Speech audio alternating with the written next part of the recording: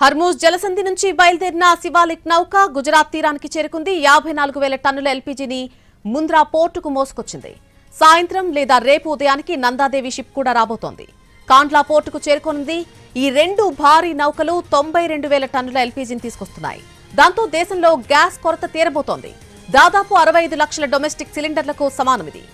దేశంలో రోజువారీ వినియోగం 80,000 టన్నులు కాగా ఈ రెండు షిప్పులు 92,000 టన్నుల ఎల్పీజీని మోసుకొస్తున్నాయి.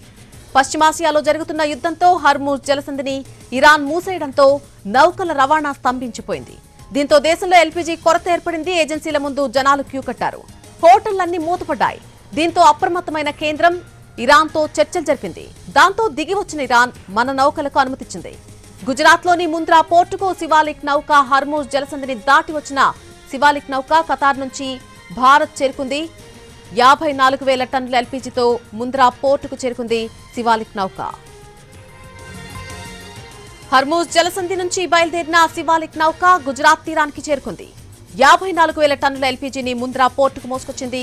సాయంత్రం లేదా రేపు ఉదయానికి నందాదేవి షిప్ కూడా రాబోతోంది. కాండ్లా పోర్టుకు చేరుకోనుంది నందాదేవి షిప్.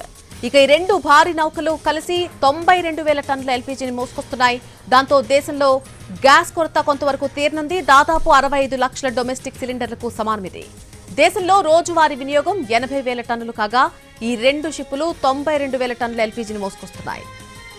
పశ్చిమాసియాలో జరుగుతున్న యుద్ధంతో హర్మూజ్ జలసంధిని ఇరాన్ మూసివేయడంతో నౌకల రవాణా స్తంభించిపోయింది. దీంతో దేశంలో ఎల్పీజీ కొరత ఏర్పడింది. ఏజెన్సీల ముందు జనాలు క్యూ కడుతున్నారు. హోటళ్లన్నీ మూతపడ్డాయి. దీంతో అప్రమత్తమైన కేంద్రం ఇరాన్తో చర్చలు జరిపింది. దాంతో దిగి వచ్చిన ఇరాన్ మన నౌకలకు అనుమతిచ్చింది. గుజరాత్లోని ముంద్రా పోర్టుకు శివాలిక్ నౌక చేరుకుంది. హర్మూజ్ జలసంధిని దాటి వచ్చింది శివాలిక్ నౌక.